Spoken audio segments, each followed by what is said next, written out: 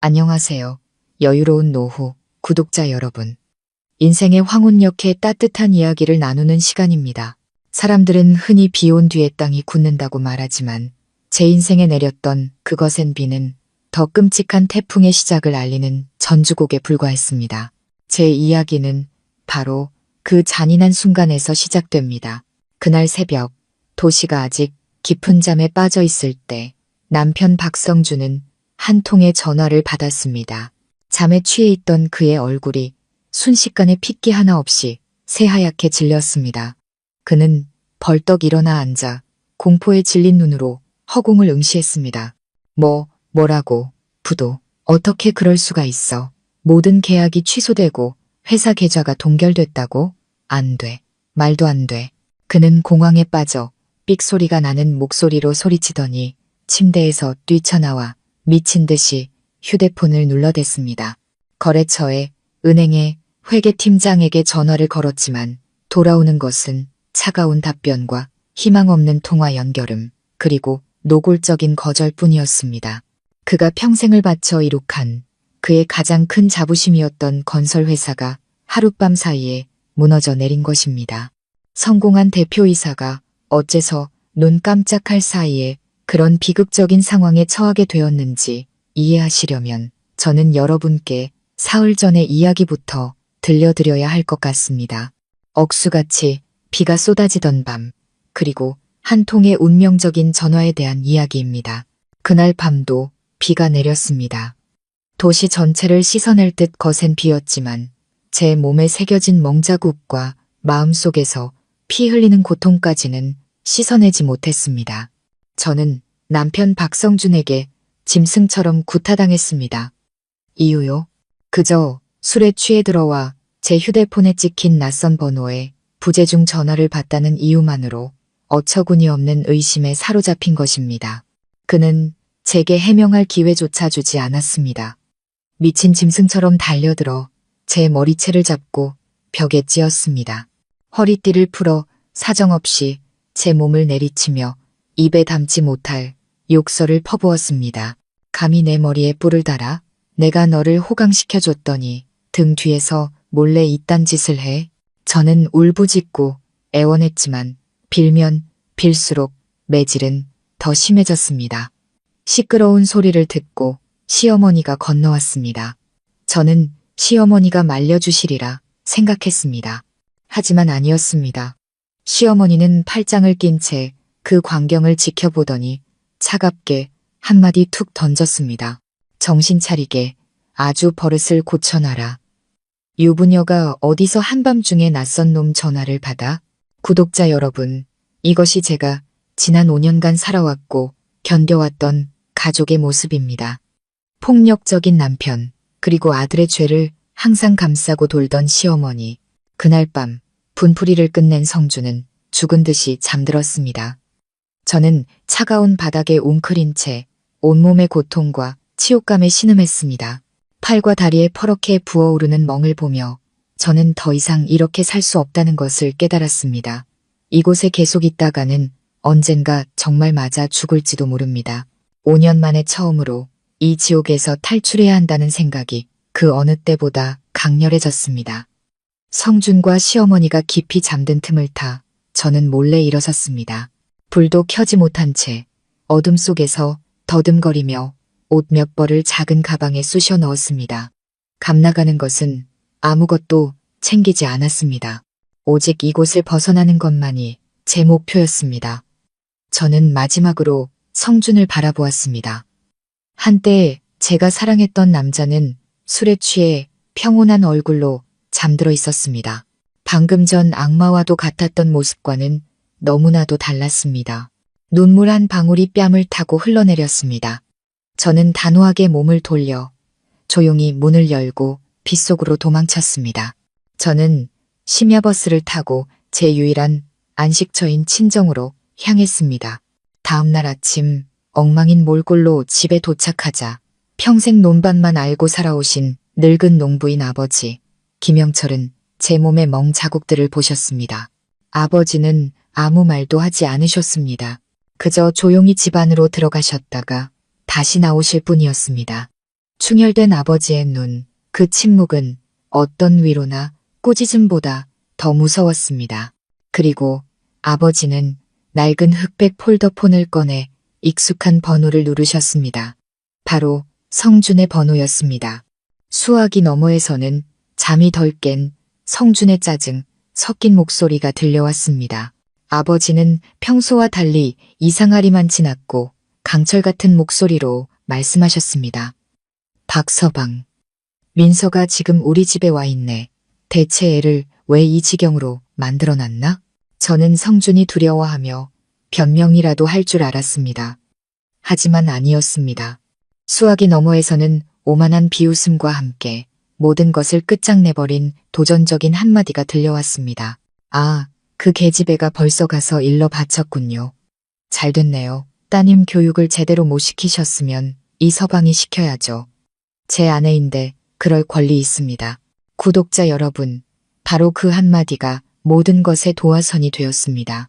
아버지는 더 이상 아무 말도 하지 않으셨습니다. 조용히 전화를 끊으셨습니다. 하지만 저는 평생 온화하기만 했던 늙은 아버지의 눈에서 무서운 분노의 불꽃과 단호한 결심을 보았습니다. 시골의 늙은 농부가 도시에 성공하고 권력 있는 대표이사를 상대로 무엇을 할 수 있을까요? 그리고 왜 불과 사흘 만에 성준의 회사는 그렇게 미스터리하게 무너져 내렸을까요? 만약 여러분이 그 답을 알고 싶으시다면, 이 놀라운 여정의 끝을 저와 함께하고 싶으시다면 주저하지 마시고 여유로운 노후 채널 구독 버튼을 눌러주시고 좋아요와 공유를 부탁드립니다.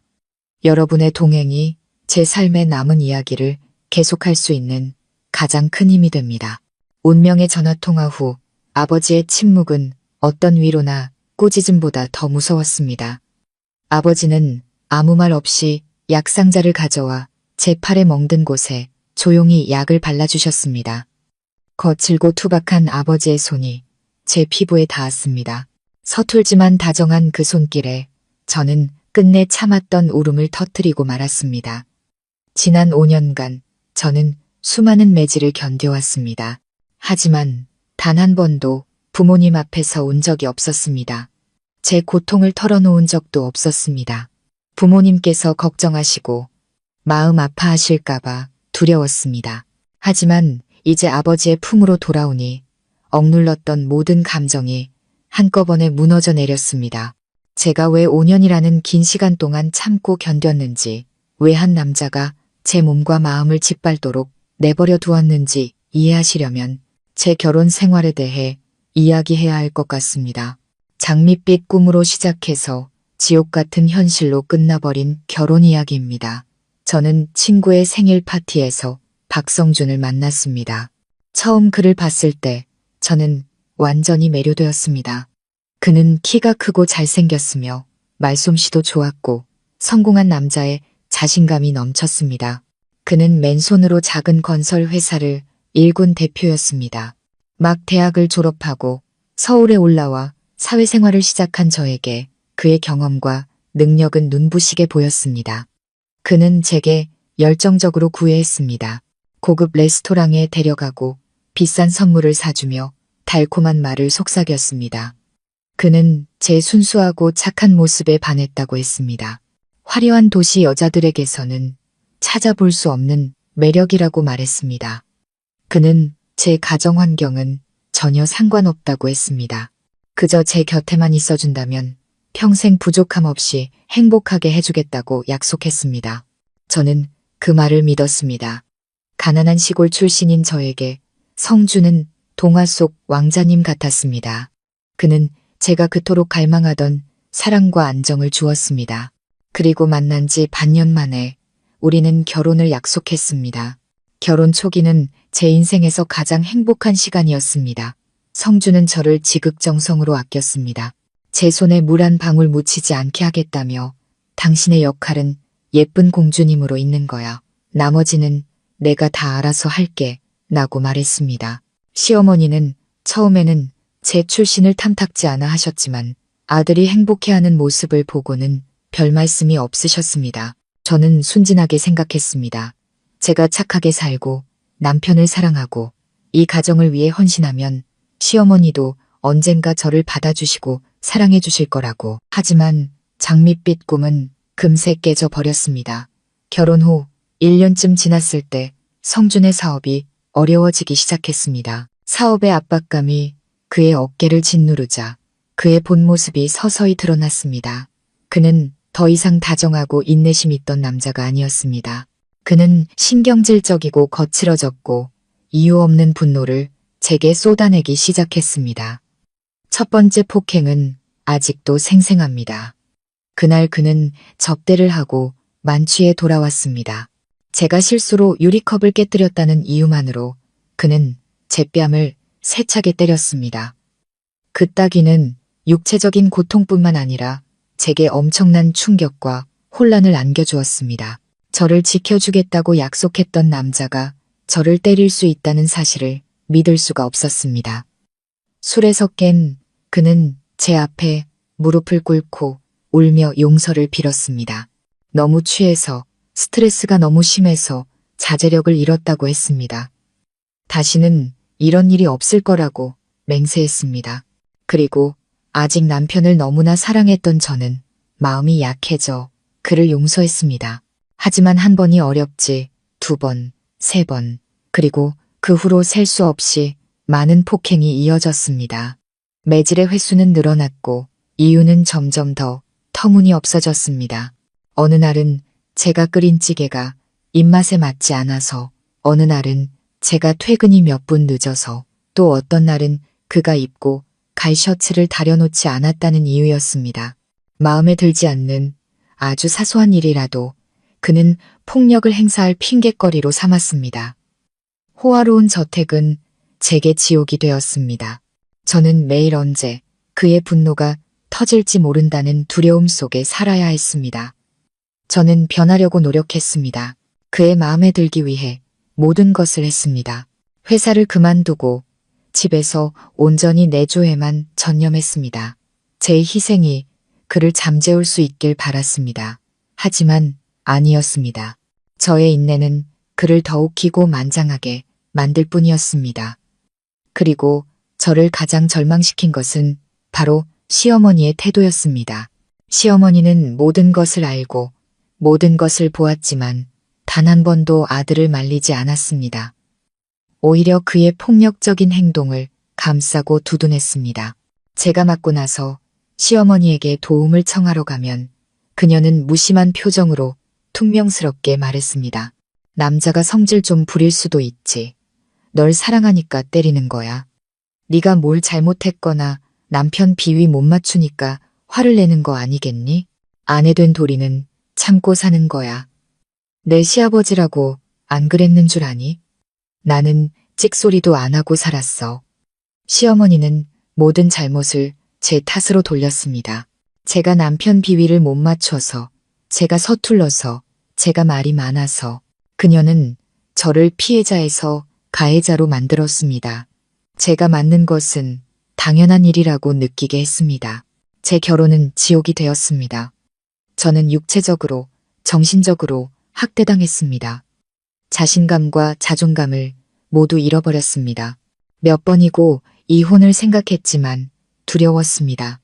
세상의 손가락질이 두려웠고 시골에 계신 부모님께서 부끄러워하고 마음 아파하실까봐 두려웠습니다. 그리고 제 마음 깊은 곳에는 언젠가 성준이 변할 것이라는, 제가 사랑했던 그 남자로 돌아올 것이라는 신락 같은 희망이 남아 있었습니다. 하지만 5년이 흐르는 동안 그 희망은 점점 꺼져갔습니다. 남은 것은 몸에 늘어나는 멍자국과 고통으로 무뎌진 심장뿐이었습니다. 제가 왜 그렇게 오랜 시간 참고 견뎠는지, 왜 자격지심에 시달렸는지 이해하시려면 제 가족에 대해, 남편과 시어머니가 항상 무시하고 경멸했던 저의 출신에 대해 말씀드려야 할 것 같습니다. 저는 강원도의 외딴 시골 마을에서 태어나고 자랐습니다.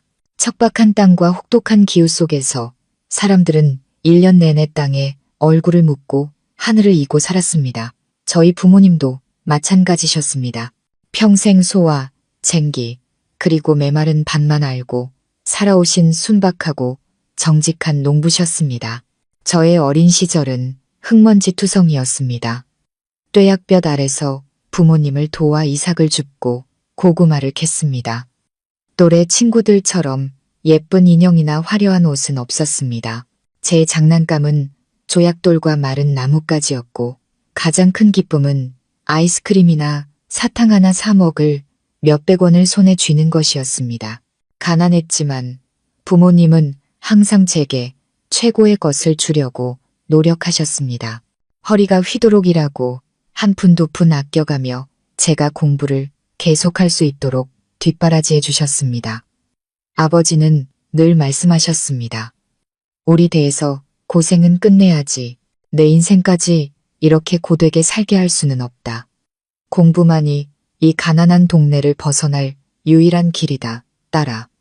저는 부모님의 기대를 저버리지 않았습니다. 열심히 공부해서 서울에 있는 대학에 합격했습니다. 합격 통지서를 받은 날 온 동네 사람들이 축하해 주러 왔습니다. 늘 과묵하고 엄하셨던 아버지는 처음으로 저를 꼭 안아주셨습니다. 아버지의 눈시울은 붉어져 있었습니다. 그것이 행복과 자부심의 눈물이라는 것을 저는 알았습니다. 제가 서울로 떠나던 날 아버지는 집안의 가장 큰 재산이었던 소를 팔아 제 등록금과 초기 생활비를 마련해 주셨습니다. 버스터미널까지 저를 배웅 나온 아버지는 제 손에 꼬깃꼬깃한 쌈짓돈을 쥐어주시며 딱 한마디 하셨습니다. 열심히 공부해라, 딸아. 거기서는 몸 잘 챙기고 낡고해진 갈색 점퍼를 입고 제가 탄 버스가 사라질 때까지 우두커니 서 계시던 늙은 아버지의 모습은 제 대학 시절 내내 머릿속을 떠나지 않았습니다. 아버지의 낡은 옷은 제가 더 열심히 살아야 하는 가장 큰 이유였습니다. 제가 성준과 사랑에 빠져 결혼을 결심했을 때 부모님은 처음에는 걱정이 많으셨습니다. 가난한 집안 출신이라고 시댁에서 무시당할까봐 염려하셨습니다. 하지만 제가 행복해하는 모습을 보고 성준이 좋은 사람 같아 보이자 반대하지 않으셨습니다. 결혼식 날 부모님은 시골에서 온갖 귀한 것들을 바리바리 싸들고 오셨습니다. 예물이라며 작은 14K금 귀걸이 한 쌍과 손수건에 곱게 싼 얼마간의 현금을 주셨습니다. 하지만 시집 온 첫날부터 저는 시댁 식구들이 저희 가족을 경멸한다는 것을 느낄 수 있었습니다. 상견례 자리에서 시어머니는 제 귀걸이를 보더니 입술을 삐죽이며 비아냥거렸습니다. 요즘 세상에 누가 이런 촌스러운 걸 하니? 나중에 시간 날 때 내가 다이아 귀걸이 하나 사주마. 우리 며느리 격에 맞게. 그 후로도 시골에서 부모님이 올라오실 때마다 그들은 시댁의 냉대와 무시를 견뎌야 했습니다.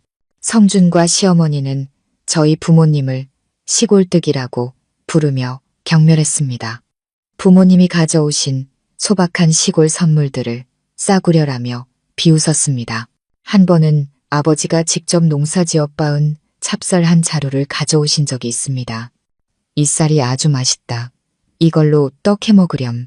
하지만 제가 쌀자루를 부엌으로 가져가자마자 시어머니가 따라 들어와 혐오스럽다는 듯 말했습니다. 이게 뭐니? 지저분하게. 농약은 제대로 쳤는지 어떻게 알아? 그냥 일하는 아주머니나 줘버려라. 우리 집은 출처도 모르는 이런 거 안 먹는다. 저는 그 자리에 얼어붙었습니다. 그것은 아버지의 정성이었고 땀이었습니다. 그런데 시어머니 눈에는 버려야 할 물건만도 못했던 것입니다. 남편 성준도 다를 바 없었습니다. 그는 처가를 부끄러워했습니다. 친구들이 집에 놀러 올 때 부모님이 계시면 어떻게든 두 분이 눈에 띄지 않게 하려고 애썼습니다. 시골뜨기 장인, 장모의 모습이 자신의 체면을 깎는다고 생각했습니다. 부모님이 시골로 내려가실 때마다 저는 그분들이 겪은 수모를 조금이라도 보상해드리고 싶은 마음에 돈을 쥐어드리려 했습니다. 하지만 아버지는 늘 거절하셨습니다. 그리고는 주머니에서 꼬깃꼬깃한 몇만 원을 꺼내 제 손에 다시 쥐어주셨습니다. 우린 시골에서 돈 쓸 일 없다. 너나 맛있는 거 사 먹어라. 서울은 뭐든지 비싸잖니. 그 꼬깃꼬깃한 돈은 성준이 제게 던져주던 두툼한 돈다발보다 수천, 수만 배는 더 무거웠습니다.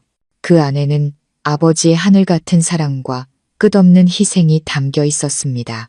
출신에 대한 자격지심, 부모님께 진 빚 때문에 저는 이 결혼 생활을 참고 견디려 했습니다. 좋은 아내, 착한 며느리가 되려고 노력했습니다.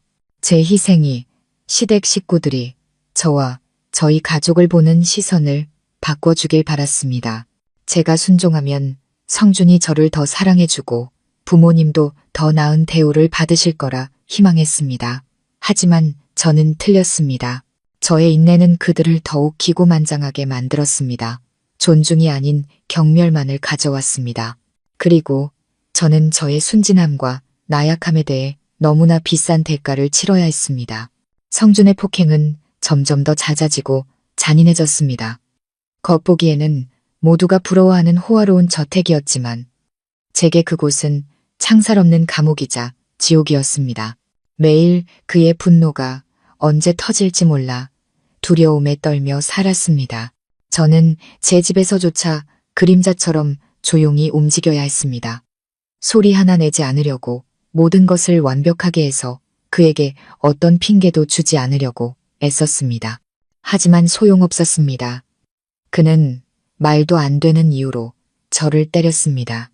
국이 싱거워서 셔츠가 덜 빳빳해서 어느 날은 제가 너무 피곤해서 소파에서 잠들었다는 이유로 마음에 들지 않는 아주 사소한 일이라도 그는 분노를 터뜨릴 구실로 삼았습니다. 절망에 빠진 저는 이 집에서 유일하게 저를 보호해 줄 것이라 믿었던 시어머니에게 수없이 매달렸습니다. 시어머니의 다리를 붙잡고 무릎을 꿇고 제 몸에 멍 자국을 보여주며 울부짖었습니다. 어머니, 제발요. 성준 씨 좀 말려주세요. 이러다 저 정말 맞아 죽겠어요. 저는 한 여자로서 같은 여자에 대한 연민이 시어머니의 마음을 움직이길 바랐습니다. 하지만 아니었습니다. 시어머니는 저를 차갑게 밀쳐내며 날씨 이야기라도 하듯 무심하게 말했습니다. 그까짓 거 가지고 뭘 울고불고 야단이야. 남자가 성질 좀 부릴 수도 있지. 밖에서 힘들게 일하고 들어와서 스트레스 받는데 아내라는 게 비위 맞춰줄 생각은 안 하고 대드니까 맞는 거 아니니? 시어머니는 제 멍을 보며 더 잔인한 말을 내뱉었습니다. 너한테 관심 있으니까 때리는 거야. 정 떨어졌으면 손가락 하나 까딱 안 해. 내 분수를 알아야지. 우리 성준이처럼 잘나고 멋진 남자한테 시집 왔으면 잘 지킬 생각을 해야지. 맨날 성질 돋워서 밖으로 나돌게 만들지 말고 그때 가서 후회해도 소용없어. 시어머니의 말은 제게 남은 마지막 희망의 불씨마저 꺼버리는 얼음물 같았습니다. 그녀는 저를 감싸주기는커녕 아들의 폭력을 부추겼습니다. 가정폭력을 애정의 표현으로 둔갑시켰습니다. 모든 잘못을 제 탓으로 돌렸습니다. 제가 남편 비위를 못 맞춰서 제가 부족해서 맞는 것이라고. 시어머니의 비호는 성준을 더욱 대담하게 만들었습니다. 그는 아내를 때리는 것을 남편의 당연한 권리로 여기게 되었고 거리낌이 없어졌습니다. 저는 성준이 제정신일 때, 기분이 좋을 때 대화를 시도해 보기도 했습니다. 부드러운 말투로 우리가 처음 사랑했던 시절에 좋은 감정들을 되살리려 노력했습니다. 성준 씨, 기억나요? 예전에 평생 나를 지켜주고 아껴주겠다고 약속했잖아요.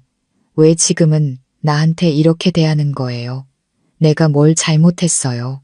잘못한 게 있으면 말해줘요. 고칠게요. 제발, 제발 때리지만 말아줘요. 그럴 때면 그는 저를 안고 후회하는 척했습니다. 미안해, 민서야. 내가 다 잘못했어. 일이 너무 힘들어서 내가 성격이 못 돼서 그랬어. 용서해줘. 다시는 안 그럴게. 이게 마지막이야. 정말 약속할게. 그러면 저는 어리석게도 또다시 그의 헛된 약속을 믿었습니다. 희망을 품고 기다렸습니다. 하지만 며칠 뒤, 심지어 몇 시간 뒤, 술기운이나 짜증이 올라오면 그는 모든 약속을 잊고 다시 폭력을 휘둘렀습니다. 제 삶은 폭행, 애원, 약속, 용서, 그리고 다시 폭행이라는 벗어날 수 없는 굴레에 갇혔습니다. 저는 점점 우울증에 빠져들었습니다. 밖에도 나가기 싫고 친구들도 만나기 싫었습니다. 저택 안에 스스로를 가두고 공포와 고독 속에서 살았습니다. 저는 야위어 같고 눈은 늘 퀭했으며 얼굴에서는 웃음이 완전히 사라졌습니다. 친정에 전화할까 생각도 했지만 차마 그럴 수 없었습니다. 부모님께서 걱정하실까봐, 연로하신 부모님께서 이 불행한 딸 때문에 마음 아파하실까봐 두려웠습니다. 아버지가 이 사실을 아시면 견디지 못하실 거라 생각했습니다. 저는 그 지옥에서 5년을 살았습니다. 여자로서 가장 아름다운 20대의 5년이 매질과 눈물, 절망 속에 묻혀버렸습니다. 삶에 대한 모든 희망을 거의 잃어가고 있었습니다. 그리고 저는 알았습니다. 마지막 결정적인 한 방이 없다면 저는 아마 그 수렁에서 영원히 빠져나오지 못하고 결국 삼켜지고 말 것이라는 것을. 그리고 그 결정적인 한 방은 운명의 비 내리는 밤에 찾아왔습니다. 그날 밤도 비가 내렸습니다. 도시 전체를 씻어낼 듯 거센 비였지만 제 몸에 새겨진 멍 자국과 마음속에서 피 흘리는 고통까지는 씻어내지 못했습니다. 저는 남편 박성준에게 짐승처럼 구타당했습니다. 이유요. 그저 술에 취해 들어와 제 휴대폰에 찍힌 낯선 번호에 부재중 전화를 받다는 이유만으로 어처구니 없는 의심에 사로잡힌 것입니다. 그는 제게 해명할 기회조차 주지 않았습니다. 미친 짐승처럼 달려들어 제 머리채를 잡고 벽에 찧었습니다. 허리띠를 풀어 사정없이 제 몸을 내리치며 입에 담지 못할 욕설을 퍼부었습니다. 감히 내 머리에 뿔을 달아 내가 너를 호강시켜줬더니 등 뒤에서 몰래 이딴 짓을 해? 저는 울부짖고 애원했지만 빌면 빌수록 매질은 더 심해졌습니다. 시끄러운 소리를 듣고 시어머니가 건너왔습니다. 저는 시어머니가 말려주시리라 생각했습니다. 하지만 아니었습니다. 시어머니는 팔짱을 낀 채 그 광경을 지켜보더니 차갑게 한마디 툭 던졌습니다. 정신 차리게 아주 버릇을 고쳐놔라. 유부녀가 어디서 한밤중에 낯선 놈 전화를 받아. 구독자 여러분, 이것이 제가 지난 5년간 살아왔고 견뎌왔던 가족의 모습입니다. 폭력적인 남편, 그리고 아들의 죄를 항상 감싸고 돌던 시어머니. 그날 밤 분풀이를 끝낸 성주는 죽은 듯이 잠들었습니다. 저는 차가운 바닥에 웅크린 채 온몸의 고통과 치욕감에 신음했습니다. 팔과 다리에 퍼렇게 부어오르는 멍을 보며 저는 더 이상 이렇게 살 수 없다는 것을 깨달았습니다. 이곳에 계속 있다가는 언젠가 정말 맞아 죽을지도 모릅니다. 5년 만에 처음으로 이 지옥에서 탈출해야 한다는 생각이 그 어느 때보다 강렬해졌습니다. 성준과 시어머니가 깊이 잠든 틈을 타 저는 몰래 일어섰습니다. 불도 켜지 못한 채 어둠 속에서 더듬거리며 옷 몇 벌을 작은 가방에 쑤셔 넣었습니다. 감나가는 것은 아무것도 챙기지 않았습니다. 오직 이곳을 벗어나는 것만이 제 목표였습니다. 저는 마지막으로 성준을 바라보았습니다. 한때 제가 사랑했던 남자는 술에 취해 평온한 얼굴로 잠들어 있었습니다. 방금 전 악마와도 같았던 모습과는 너무나도 달랐습니다. 눈물 한 방울이 뺨을 타고 흘러내렸습니다. 저는 단호하게 몸을 돌려 조용히 문을 열고 빗속으로 도망쳤습니다. 차가운 밤비가 제 얼굴을 때렸지만 춥다고 느끼지 못했습니다. 제 심장은 이미 완전히 얼어붙어 있었기 때문입니다. 저는 뒤도 돌아보지 않고 계속 달렸습니다. 멈추면 다시 그 지옥으로 끌려 들어갈 것 같아 두려웠습니다. 근처 버스 정류장에 도착해 차가운 의자에 웅크리고 앉았습니다. 어디로 가야 할지 막막했습니다. 이 도시에는 의지할 친구 하나 없었고 부모님께 갔다가는 그분들께 해가 될까 두려웠습니다. 거대한 도시 속에서 저는 완전히 외톨이가 된 기분이었습니다. 그때 문득 갈 곳이 한 군데 있다는 생각이 떠올랐습니다. 저의 유일한 마지막 버팀목인 친정. 그곳에는 아버지와 어머니가 계셨습니다. 그곳이라면 잠시나마 평화를 찾을 수 있을 것 같았습니다. 저는 첫 차가 올 때까지 기다렸다가 고속버스 터미널로 향하는 버스에 몸을 실었습니다. 고향으로 가는 심야 버스표 한 장을 끊었습니다. 차에 앉아 점점 멀어지는 화려한 도시의 불빛을 바라보며 마음이 복잡했습니다. 세상을 벗어난 듯한 해방감과 동시에 앞으로 닥쳐올 막막한 미래에 대한 두려움이 밀려왔습니다. 내일은 어떻게 될까? 부모님을 무슨 낯으로 뵈어야 할까? 심야 버스는 흔들리며 저를 지옥 같은 결혼 생활에서 점점 더 멀리 데려갔습니다. 창밖을 보니 빗방울이 유리창에 맺혀 가로등 불빛을 번지게 만들고 있었습니다. 제 인생도 저 빗물처럼 어둡고 차갑고 어디로 가야 할지 모르는 것 같았습니다. 다음 날 이른 아침 버스가 동네 어귀에 도착했습니다.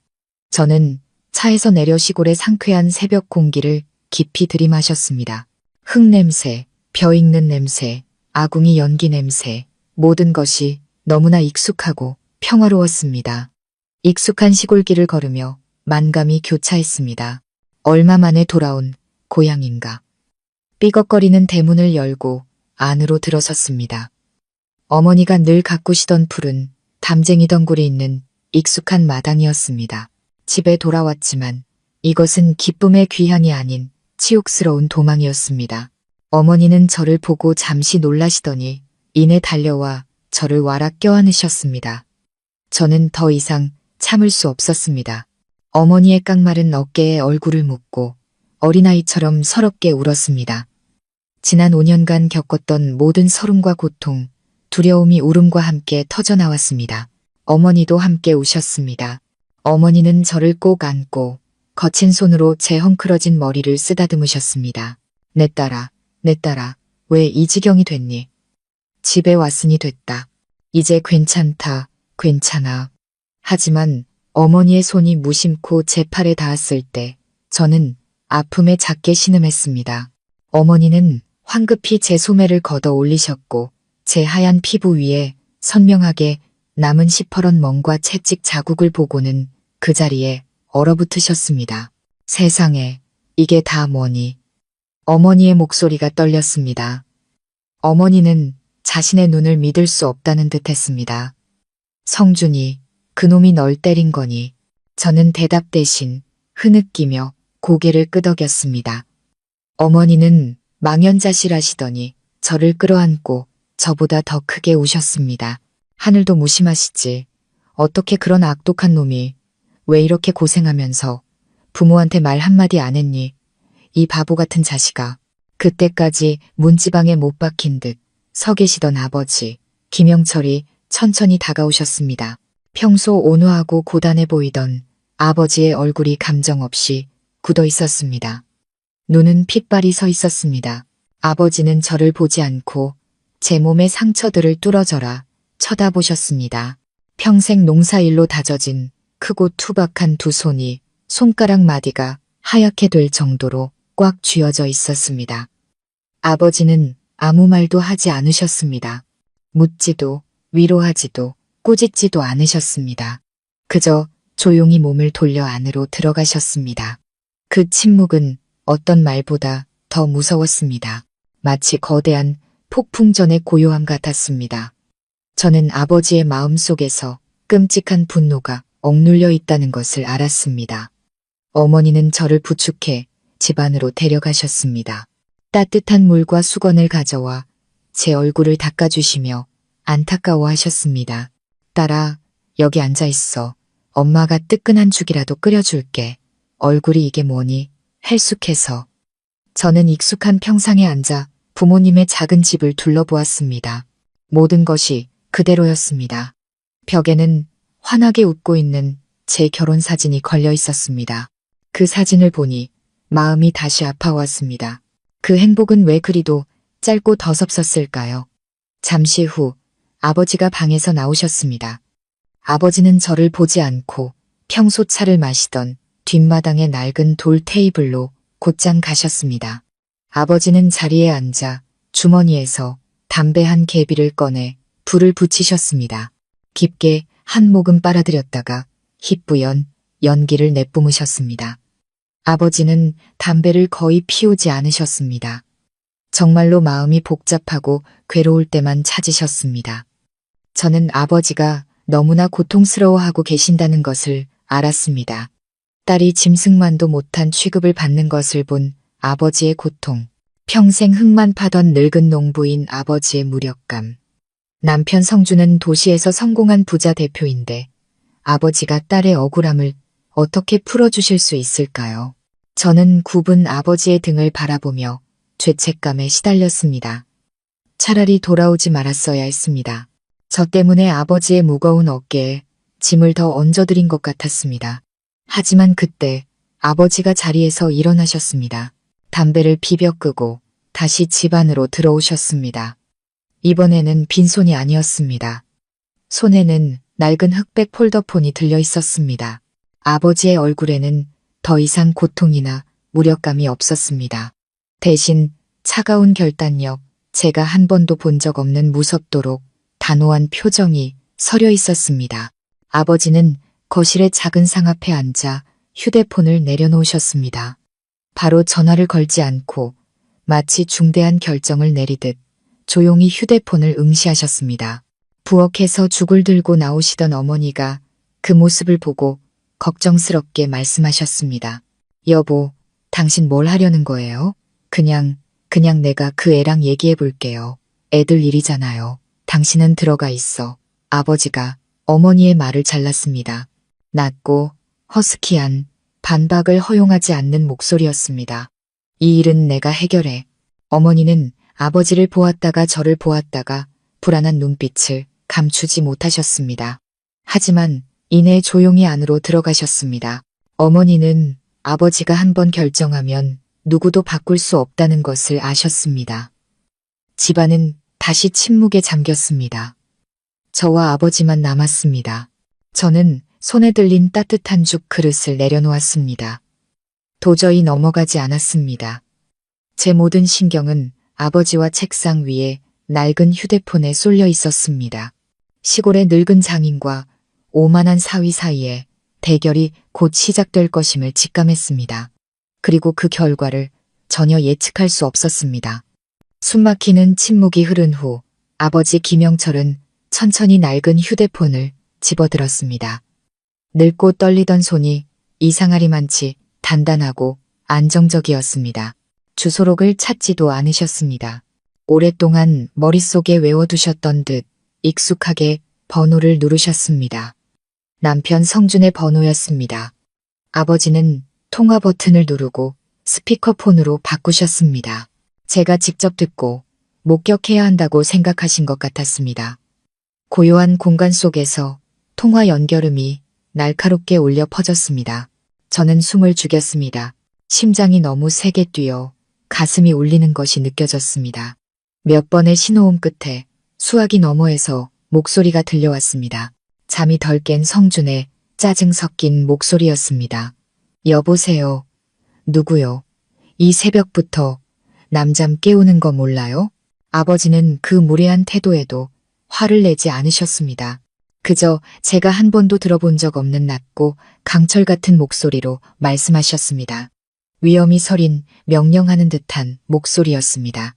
박서방, 나 자네 장인이네. 수화기 저편이 잠시 조용해졌습니다. 성준이 정신을 차리려 애쓰는 듯했습니다. 이내 그의 목소리가 다시 들려왔습니다. 이번에는 좀 더 또렷했지만 여전히 거만하고 무시하는 투였습니다. 아, 장인어른이셨어요? 이른 아침에 무슨 일이세요? 민서가 지금 우리 집에 와 있네. 아버지는 단도직입적으로 말씀하셨습니다. 대체 애를 왜 이 지경으로 만들어놨나? 또다시 침묵이 흘렀습니다. 수화기 너머에서 성준의 표정이 굳어지는 것이 상상되었습니다. 하지만 두려움이나 죄책감 대신 그는 큰 소리로 웃음을 터뜨렸습니다. 오만하고 도전적인 비웃음이었습니다. 아, 그 계집애가 벌써 가서 일러 바쳤군요. 아주 빠르네. 얼마나 대단한 줄 알았더니. 그 웃음소리와 말투에 제 안에 분노가 치밀어 올랐지만 아버지는 표정 하나 변하지 않으셨습니다. 조용히 기다리셨습니다. 잘 됐네요. 성준이 거들먹거리며 말했습니다. 거기서 따님 교육이나 다시 시키세요. 아내 된 도리가 뭔지, 남편한테 어떻게 해야 하는지 가르치시라고요. 밖에 나가서 남편 얼굴에 집안 전체에 먹칠이나 하고 다니지 않게 말입니다. 그 순간 저는 더 이상 참을 수 없었습니다. 소리를 지르고 그 인간 쓰레기에게 욕을 퍼붓고 싶었지만 아버지가 손을 들어 저를 제지하셨습니다. 날카로우면서도 저를 안심시키는 눈빛이었습니다. 아버지는 깊은 숨을 들이마신 후 무섭도록 침착한 목소리로 말씀하셨습니다. 그게 무슨 소린가? 내 딸이 뭘 잘못했는데 뭘 잘못했냐고요? 성준이 더 크게 비웃었습니다. 직접 물어보시죠. 아니, 제가 말씀드릴까요? 따님, 아주 행실이 불량해요. 제 등 뒤에서 몰래 낯선 놈이랑 한밤중에 통화나 하는 여자라고요. 그런 여자는 한 대 맞는 걸로 끝낸 게 다행인 줄 알아야죠. 반쯤 죽여서 내쫓았어야 했는데 뻔뻔한 거짓말이었습니다. 그는 사실을 왜곡해서 저를 나쁜 아내로 만들어 자신의 폭력을 정당화하려 했습니다. 그리고 장모님께도 똑똑히 말씀드리죠. 성준은 도전적으로 말을 이었습니다. 따님 교육을 제대로 못 시키셨으면 이 서방이 시키겠습니다. 제 아내니까 저한테 그럴 권리가 있어요. 그러니 두 분은 저희 부부 일에 끼어들지 않는 게 좋으실 겁니다. 안 그러면 장모 대접 안 해드릴 테니 그렇게 하세요. 그 한마디가 모든 것을 끝장냈습니다. 저뿐만 아니라 제 부모님까지 모욕하는 오만한 도전장이었습니다. 그 말을 들은 아버지는 더 이상 아무 말도 하지 않으셨습니다. 조용히 통화 종료 버튼을 누르셨습니다. 아버지, 저는 아버지를 보며 다시 눈물을 흘렸습니다. 저 사람 정말 너무해요. 아버지는 저를 보지 않으셨습니다. 천천히 일어나 마당으로 나가셨습니다. 잿빛 새벽 하늘을 올려다보면서 계셨습니다. 굽은 어깨가 가늘게 떨렸습니다. 아버지가 끔찍한 분노를 억누르고 계신다는 것을 알았습니다. 딸이 그렇게 짓밟히고 모욕당하는 것을 본 아버지가 어찌 고통스럽지 않고 분노하지 않을 수 있겠습니까? 저는 아버지가 무력할 것이라 생각했습니다. 우리가 이 부당함을 참고 견뎌야 할 것이라 생각했습니다. 하지만 아니었습니다. 저는 제 아버지를 너무 얕보았습니다. 잠시 서 계시던 아버지는 다시 집 안으로 들어오셨습니다. 얼굴에는 더 이상 분노나 고통이 없었습니다. 대신 차갑고 무서운 결단이 서려 있었습니다. 아버지는 낡은 나무 장롱으로 가셨습니다. 평소 중요한 서류들을 보관하시던 곳이었습니다. 장롱 서랍을 열어 꺼내신 것은 돈도 집문서도 아니었습니다. 낡고 빛바랜 짙은 녹색 가죽 수첩과 또 다른 휴대폰이었습니다. 제가 한 번도 본 적 없는 최신형 스마트폰이었습니다. 아버지는 저와 어머니를 피해 뒷마당으로 가셨습니다. 자리에 앉아 수첩을 펴고 여러 통의 전화를 걸기 시작하셨습니다. 그 미스터리한 전화 통화들은 박성준의 운명을 완전히 바꿔놓을 것이었고 동시에 제 아버지에 대한 믿을 수 없는 비밀을 제게 열어줄 것이었습니다. 박성준과의 도전적인 통화를 끊은 후 아버지는 더 이상 제가 알던 온화하고 고단한 농부가 아니었습니다. 아버지에게서 이상한 변화가 일어났습니다. 느낄 수는 있지만 설명할 수는 없는 변화였습니다. 아버지의 얼굴에서 고통과 무력감은 사라지고 대신 차갑고 무서운 결단이 서려 있었습니다. 늘 온화하고 피곤해 보이던 눈빛은 이제 날카롭고 강인하게 빛났습니다.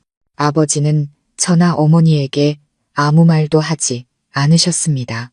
조용히 낡은 나무 장롱으로 가 제가 한 번도 본 적 없는 비밀 서랍을 여셨습니다. 그곳에서 꺼낸 것은 돈이나 귀중품이 아니었습니다. 모서리가 다른 짙은 녹색 가죽 수첩과 평소 쓰시던 낡은 폴더폰과는 전혀 다른 최신형 스마트폰이었습니다. 아버지는 그 두 가지를 들고 뒷마당의 돌 테이블로 가셨습니다. 저와 어머니를 피해 혼자만의 공간이 필요하셨던 것입니다. 저는 궁금했지만 감히 따라갈 수 없었습니다. 문 뒤에 숨어 조용히 엿들을 뿐이었습니다. 아버지는 자리에 앉아 수첩을 펴고 여러 통의 전화를 걸기 시작하셨습니다. 그리고 아버지의 말투는 저를 경악하게 했습니다. 첫 번째 전화에서 아버지는 매우 친근하면서도 진지한 목소리로 말씀하셨습니다. 최 국장, 나 김영철 일세. 오랜만이구먼. 잘 지내지? 수화기 너머에서는 매우 반가워하며 아버지를 깍듯이 대하는 목소리가 들렸습니다. 아버지는 잠시 듣고 계시다가 본론으로 들어갔습니다. 내가 부탁할 게 하나 있네. 내 사위 녀석 기억하나? 박성준이라고 성공한 건설사 대표 말일세. 아버지는 잠시 멈췄다가 차가워진 목소리로 말을 이었습니다. 그 회사에서 지금 진행하고 있는 프로젝트들, 특히 관급 공사들 전부 다시 한번 점검해주게. 시공품질, 자재부터 서류, 허가까지 꼼꼼하게. 듣자 하니 사업을 그리 깨끗하게 하지는 않는 모양이야. 절차대로, 법대로만 처리하게. 문제 있으면 나 봐주지 말고 엄격하게 처리해. 저는 그 자리에 얼어붙었습니다. 최 국장님, 그분은 건설국장님 이름이 아니었던가. 신문에서 본 적이 있었습니다. 어떻게 아버지가 그렇게 높은 사람에게 친근하면서도 명령하는 듯한 어조로 말씀하실 수 있는 걸까요? 충격이 가시기도 전에 아버지는 두 번째 전화를 거셨습니다. 이번에는 따뜻하고 자상한 스승이나 큰 형님 같은 목소리였습니다. 이 행장, 나 김 선생일세. 지금 바쁜가? 수화기 너머에서는 극진한 존경심이 묻어나는 목소리가 들려왔습니다. 아닙니다. 선생님, 무슨 일이십니까? 건강은 괜찮으시고요? 난 괜찮네. 작은 부탁이 하나 있어서 아버지가 말씀하셨습니다. 내 사위, 박성준이라는 녀석 회사 말일세. 자네 은행에서 대출받은 게 꽤 있는 걸로 아는데 맞나? 저는 또다시 경악했습니다. 이 행장님. 그분은 국내 최대 은행 중 하나인 아시아은행의 은행장 이철호 행장님이 아니었던가? TV에서 본 적이 있었습니다. 아버지의 제자라고? 그 대출건들 전부 재검토해주게. 아버지의 목소리가 엄격해졌습니다. 계약 조건, 담보자산 다시 살펴보고 불투명한 점이 있거나 상환 능력에 문제가 보이면 규정대로 처리하게. 필요하면 조기 상환을 요구해도 좋네. 사업하는 사람은 은행의 안전을 최우선으로 생각해야지. 세 번째, 네 번째, 다섯 번째 전화가 이어졌습니다. 아버지는 많은 사람과 통화하셨고 제가 얼핏 들은 이름과 직책들은 하나같이 저를 아연실색하게 만들었습니다. 국세청 고위 간부, 유력 경제신문사의 편집장, 그리고 심지어 아버지가 박 장군이라고 부르는 은퇴한 고위 장성으로 보이는 권위 있는 목소리의 인물까지. 아버지의 모습은 완전히 달라져 있었습니다. 더 이상 과묵하고 고단한 늙은 농부가 아니라 위엄있고 강력한 힘을 가진 남자였습니다. 그의 말 한마디 한마디는 간결했지만 천근 같은 무게가 실려 있었고 수화기 너머에 소위 높은 분들은 모두 그의 말을 군소리 없이 따르는 듯했습니다. 그 짙은 녹색 가죽 수첩은 무엇일까? 그 안에 이름들은 누구일까? 그리고 평생 논밭만 알고 사신 줄 알았던 나의 아버지는 대체 누구일까? 수십 년간 감춰져 있던 거대한 비밀의 장막이 제 눈앞에서 서서히 걷히고 있었습니다. 저는 두려우면서도 이상하게 안도감을 느꼈습니다. 진정한 폭풍은 이제 막 시작되었고 이번에 그 폭풍을 감당해야 할 사람은 제가 아니라 바로 박성준과 그의 가족이라는 것을 알았습니다. 미스터리한 전화 통화를 모두 마친 후 아버지는 뒷마당에 한참 동안 조용히 앉아 계셨습니다. 다시 담배 한 개비를 꺼내 깊이 빨아들이셨습니다. 희뿌연 담배 연기가 새벽 공기 속으로 흩어졌지만 아버지의 눈 속에 깊이 자리한 피로와 고통까지는 가리지 못했습니다. 오랫동안 묻어두었던 인연들을 다시 꺼내고 권력 있는 과거의 모습으로 돌아가는 것이 아버지께도 어쩔 수 없는 선택이었을 겁니다. 저는 감히 아버지를 방해하지 못하고 조용히 집 안으로 들어왔습니다. 머릿속은 풀리지 않는 의문으로 가득했습니다.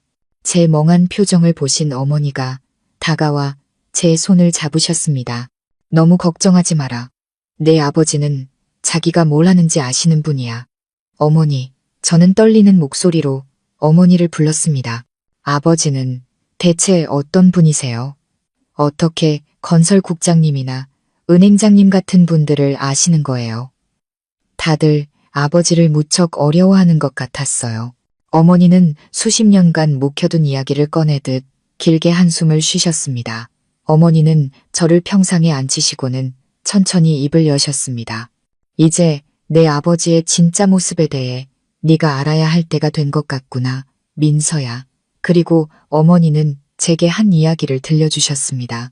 아버지의 영웅적이었지만 동시에 침묵으로 가려져 있던 과거에 대한 이야기. 제가 꿈에서도 상상할 수 없었던 이야기였습니다. 놀랍게도 아버지 김영철은 평범한 농부가 아니셨습니다.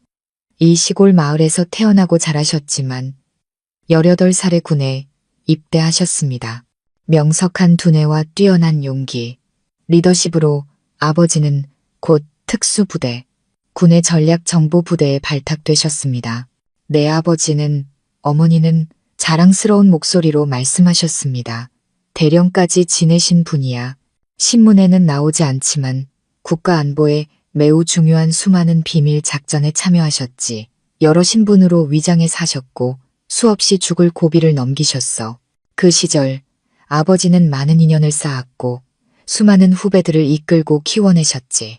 방금 아버지가 통화하신 최 국장, 이 행장, 그리고 다른 분들 모두 아버지의 옛 부대 동료이거나 아버지가 직접 키워낸 후배들이란다.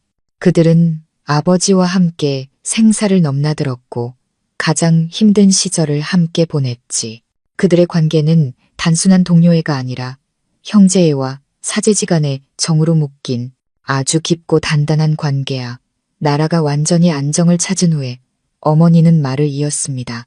내 아버지는 군에 남아 더 높은 자리로 올라갈 수도 있었고 정부의 중요한 기관으로 갈 수도 있었어. 많은 동료들이 그렇게 했지. 하지만 내 아버지는 거절하셨어. 왜요? 저는 놀라서 물었습니다. 너무 지치셨기 때문이야. 어머니는 슬픈 눈빛으로 말씀하셨습니다. 위험과 계산, 속임수 속에서 살아온 세월이 아버지의 기력을 너무 많이 앗아갔단다. 아버지는 내게 말씀하셨어. 나라를 위해 할 만큼 했다고. 남은 인생은 그저 평범하고 조용하게 흙을 만지며 살고 싶다고. 아내와 자식을 돌보고 싶다고 하셨지. 아버지는 자기 자식이 권력과 복잡함으로 가득한 환경에서 자라는 것을 원치 않으셨어. 네가 아버지가 누구인지 알게 되면 거기에 기대어 스스로 노력하지 않을까봐 두려워하셨지. 이제야 모든 것이 이해되었습니다. 아버지가 왜 그토록 조용한 삶을 선택하셨는지.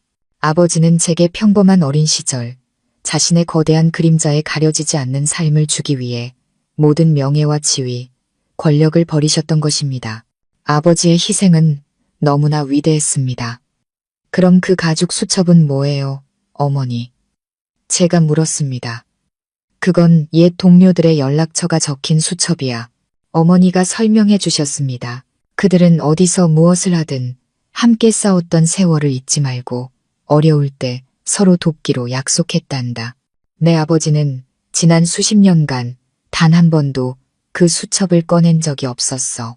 누구에게도 폐를 끼치고 싶지 않으셨지. 하지만 오늘 너를 위해서, 아버지가 가장 사랑하는 딸을 위해서 그 약속을 깨신 거야. 저는 말없이 앉아 있었습니다. 다시 눈물이 흘러내렸습니다. 하지만 이번에는 굴욕의 눈물이 아니었습니다. 자랑스러움과 감동의 눈물이었습니다. 저는 가난한 농부의 딸이 아니었습니다. 저는 평생을 나라에 헌신하고 딸의 평화를 위해 자신의 모든 영광을 희생한 영웅의 딸이었습니다. 저는 마당에 계신 아버지의 구분 등을 바라보았습니다. 낮고 해진 갈색 점퍼도 불의 앞에서 결코 꺾이지 않았던 한 군인의 기계를 가릴 수는 없었습니다. 저는 모든 것을 깨달았습니다. 아버지의 미스터리한 힘의 근원을 이해했습니다. 그리고 박성준이 자기 인생 최대의 실수를 저질렀다는 것도 알게 되었습니다. 그는 약한 여자를 때린 것이 아니었습니다.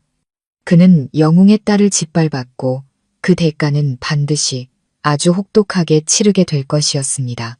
아버지의 위대한 비밀을 알게 된 후 제 마음속의 두려움은 완전히 사라졌습니다.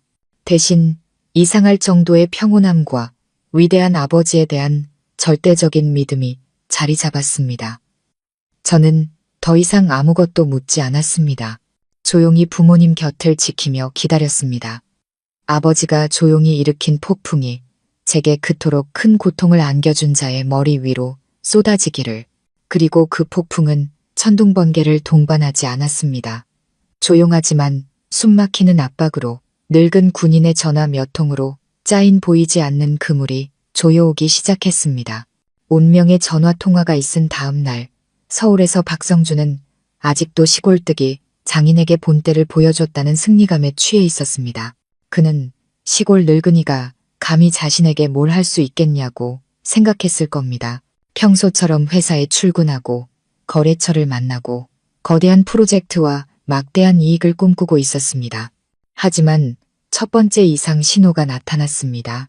성준의 회사가 시공 중인 대규모 신도시 프로젝트의 발주처인 대형 건설사에서 긴급 회의를 소집했습니다. 회의에서 그들은 불시 품질 점검 결과 성준의 회사가 계약서에 명시된 기준에 미달하는 자재를 사용한 사실을 발견했다고 통보했습니다. 구체적으로는 기준보다 낮은 강도의 시멘트와 얇은 철근을 사용했다는 것이었습니다. 이것은 건물의 안전에 심각한 영향을 미칠 수 있는 중대한 위반이었습니다. 성준은 그 자리에 얼어붙었습니다. 그것이 사실임을 알고 있었기 때문입니다. 공사 현장에서 자재를 빼돌리는 것은 그가 이익을 극대화하기 위해 상습적으로 사용하던 수법이었습니다. 하지만 지금까지는 그가 구축해놓은 인맥과 찔러주는 봉투 덕분에 모든 것이 순조로웠습니다. 왜 이번에는 예고도 없이 이렇게 철저하게 점검을 한 걸까요? 그는 변명하고 예전처럼 구슬려 보려 했지만 이번에 발주처의 태도는 매우 강경했습니다. 그들은 성준의 회사에 모든 손해배상을 요구했을 뿐만 아니라 계약을 일방적으로 해지하고 건설국에 성준 회사의 부실함과 비양심적인 행태를 공식적으로 알리겠다고 선언했습니다. 큰 계약을 잃은 것은 엄청난 타격이었지만 성준은 아직 아니랬습니다. 그저 운이 나쁜 사고라고 액땜이라 생각했습니다. 그는 그것이 자신을 조여오는 보이지 않는 그물의 첫 번째 올감이라는 것을 전혀 알지 못했습니다. 이튿날 성준의 악몽이 본격적으로 시작되었습니다. 아침 일찍 회사에 출근하자 국세청에서 나온 조사관들이 그를 기다리고 있었습니다. 그들은 지난 3년간의 회사 재무활동에 대한 전면적인 세무조사를 실시하겠다고 통보했습니다. 성준은 또다시 경악했습니다. 그는 자신의 회사 장부에 수많은 허점, 즉 가짜, 영수증, 유령, 경비 처리, 탈세 행위가 있다는 것을 알고 있었습니다. 모든 것은 그와 회계팀장이 정교하게 조작한 것이었습니다. 하지만 그가 항상 꼼꼼하게 관리해왔던 국세청이 왜 갑자기 이렇게 인정사정 없이 칼을 빼든 걸까요? 세무조사는 매우 혹독하게 진행되었습니다. 조사관들은 장부 한 장 한 장, 영수증 하나하나를 샅샅이 뒤졌고 비리가 드러나기 시작했습니다. 막대한 세금 추징과 심지어 형사 처벌의 위험이 성준의 머리 위를 맴돌았습니다. 동시에 또 다른 공격이 시작되었습니다. 성준의 회사가 운영자금을 대출받은 아시아은행에서 갑자기 긴급 통보를 보내왔습니다. 은행은 대출 계약서상의 기업 신용도 및 경영 리스크 조항을 근거로 성준의 회사가 대형 계약에서 해지당한 사실을 들어 일주일 내로 모든 대출금을 조기 상환하라고 요구했습니다. 이것은 치명타였습니다. 성준의 회사 같은 건설사는 항상 거액의 자금이 필요했습니다. 수입원이 모두 막힌 상태에서 즉시 거액의 빚을 갚으라는 것은 사형 선고나 다름없었습니다. 성준은 그동안 엄청난 돈과 노력을 들여 친분을 쌓아온 이 행장에게 미친 듯이 전화를 걸었지만 돌아오는 것은 비서의 차가운 목소리뿐이었습니다. 죄송합니다. 행장님께서는 지금 회의 중이라 통화가 어려우십니다.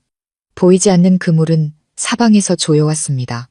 대형 거래처들은 회사의 신용도를 문제 삼아 줄줄이 계약을 취소했습니다.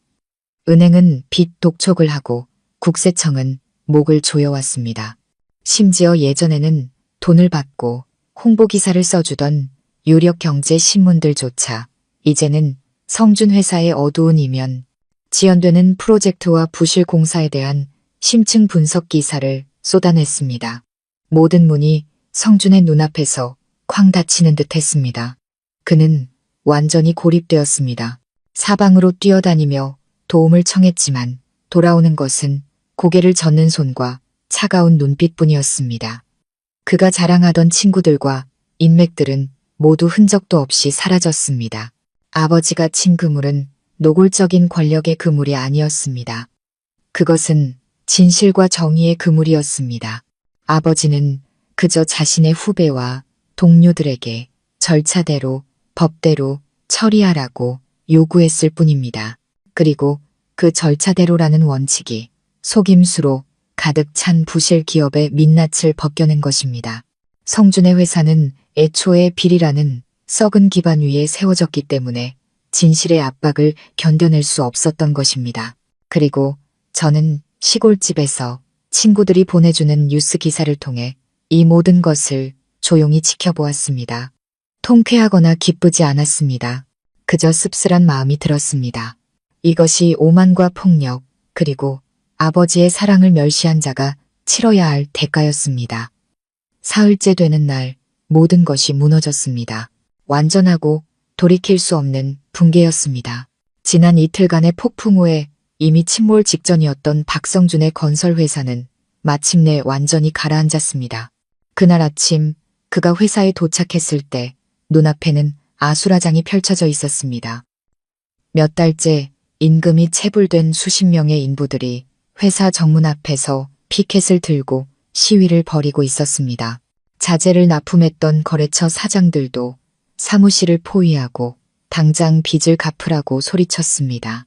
성준은 수중에 돈 한 푼 없이 사무실에 숨어 밖으로 나올 엄두도 내지 못했습니다.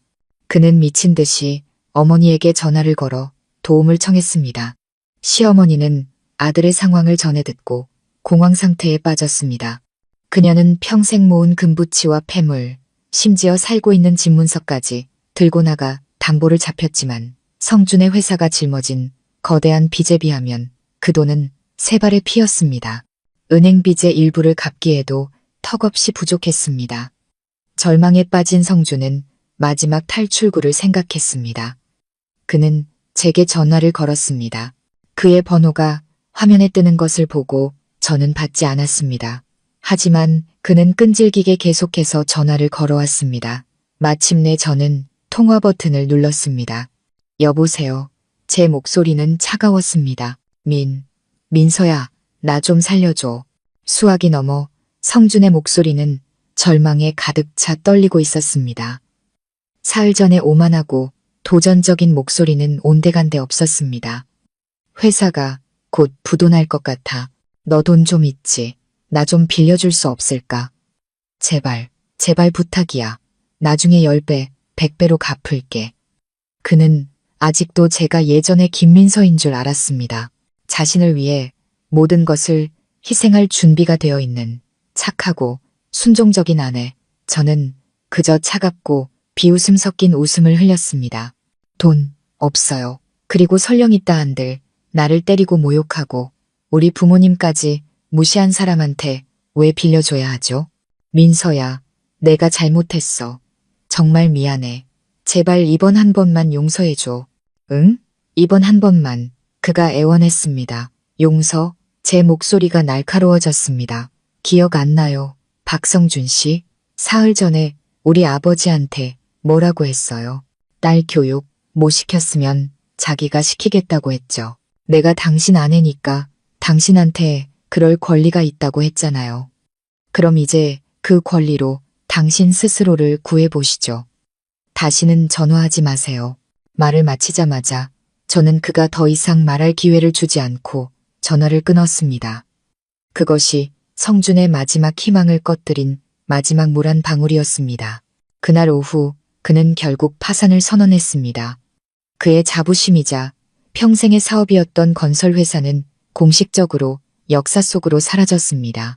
성준은 파산으로 빈털터리가 되었을 뿐만 아니라 은행빚, 거래처빚, 인부들 임금, 그리고 막판에 급하게 빌린 사채까지 엄청난 빚더미에 올라앉았습니다. 그의 가장 큰 재산이었던 저택은 은행에 압류되었고 고급 승용차도 빚쟁이들이 가져갔습니다. 순식간에 호화롭게 살던 성공한 대표에서 빚더미에 올라앉은 빈털터리가 된 것입니다. 그와 그의 어머니는 저택에서 쫓겨나 몸 하나 누일 곧 없는 신세가 되었습니다. 성준의 몰락은 불과 사흘 만에 일어났습니다. 너무나 빠르고 갑작스러운 붕괴에 모두가 경악했습니다. 아무도 왜 잘 나가던 회사가 그렇게 미스터리하게 무너졌는지 설명할 수 없었습니다. 사람들은 그저 운이 없었다고, 시기를 잘못 만났다고 말할 뿐이었습니다. 그것이 운이 아니라는 것을, 그것은 징벌이었다는 것을 아는 것은 저와 아버지뿐이었습니다. 조용하지만 잔혹하게 집행된 징벌. 그것은 폭력과 오만, 그리고 아버지의 사랑에 감히 도전한 자가 치러야 할 대가였습니다. 성준의 회사 파산 소식을 들었을 때 저는 기쁘거나 통쾌하지 않았습니다. 그저 텅 빈 느낌이었습니다. 모든 것이 끝났습니다. 하지만 이것이 정말 끝일까? 권력에 익숙했던 자가 막다른 길에 몰렸을 때 과연 순순히 패배를 인정할까? 제 마음속에서 불길한 예감이 피어올랐습니다. 저의 불길한 예감은 금세 현실이 되었습니다.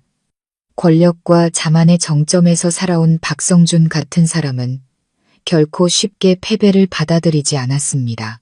막다른 길에 몰려 더 이상 잃을 것이 없을 때 사람은 가장 어리석고 무모한 짓을 저지르기 마련입니다. 성준의 회사가 공식적으로 파산하고 일주일 후 저와 부모님의 시골 생활이 평온을 되찾아갈 무렵 그들이 찾아왔습니다. 어느 날 오후 제가 마루에서 어머니를 도와 나무를 다듬고 있을 때 낡은 택시 한 대가 저희 집 대문 앞에 멈춰 섰습니다.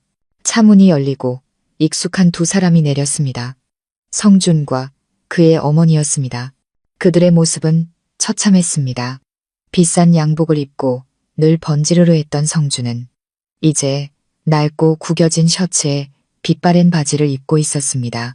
얼굴은 해숙했고 수염은 덥수룩했으며 잠을 못 자 움푹 들어간 눈은 핏발이 서 있었습니다.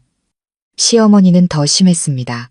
늘 명품으로 치장하며 도도했던 그 여인은 이제 낡은 몸빼 바지를 입고 있었고 짙은 화장을 지운 얼굴에는 늙고 고단한 기색이 역력했습니다. 그들은 마치 마지막 희망을 찾아온 거지 같았습니다. 그들을 보니 제 마음속에 복잡한 감정이 일었습니다. 분노보다는 씁쓸함과 약간의 연민. 하지만 저는 마음이 약해져서는 안 된다는 것을 알았습니다. 어머니는 그들을 보고 황급히 일어나 대문을 닫으려 하셨습니다. 여긴 왜 왔어요? 우리 집은 당신들 같은 사람 안 받아요. 하지만 성준이 한 발 빨랐습니다. 그는 달려와 대문을 막아선 뒤 갑자기 흙바닥에 무릎을 꿇었습니다. 어머니, 장모님, 제발요. 민서 좀 만나게 해주세요. 그는 울었습니다. 몰락한 남자의 눈물이 헬쑥한 얼굴을 타고 흘러내렸습니다. 시어머니도 달려와 아들 옆에 무릎을 꿇고 통곡했습니다. 사부인, 저희가 다 잘못했어요. 제발 불쌍히 여기시고 민서랑 이야기 한번 하게 해주세요. 저희 서울에서 쫓겨나서 갈 데도 없어요. 시끄러운 소리에 동네 사람들이 하나둘 모여들기 시작했습니다. 그들은 수군거리며 손가락질했습니다. 집 안에 계시던 아버지가 나오셨습니다. 아버지는 아무 말 없이 대문 앞에서 무릎 꿇고 있는 모자를 무표정하게 바라보셨습니다. 결국 아마도 동네 사람들 앞에서 일을 크게 만들고 싶지 않으셨는지 아버지는 어머니께 대문을 열라는 눈짓을 하셨습니다. 들여보내게. 아버지의 목소리는 평온했습니다. 성준 모자는 기뻐하며 황급히 일어나 옷에 흙을 털고 마당으로 들어섰습니다.